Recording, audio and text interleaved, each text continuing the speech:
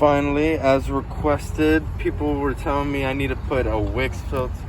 I am changing the filter today, so we are going to be putting it in a Toyota Prius.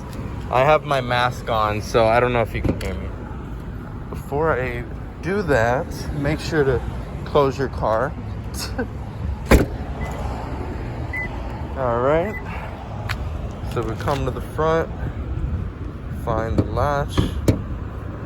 There we are. It's hard to do with one hand. So,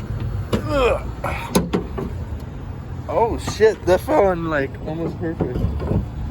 But it wasn't perfect. That's the thing. Okay, so you just boop, boop. You grab this, move it off. Be gentle-ish. Grab that. Okay. See, it will usually say up or something.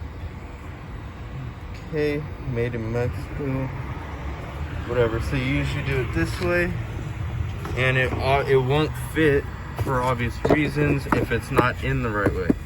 So boom, fits perfect. Go back.